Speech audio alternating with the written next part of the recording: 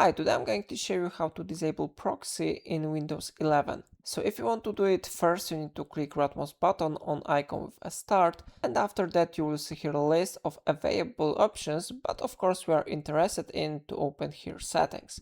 Then from the left panel we need to find network and internet settings.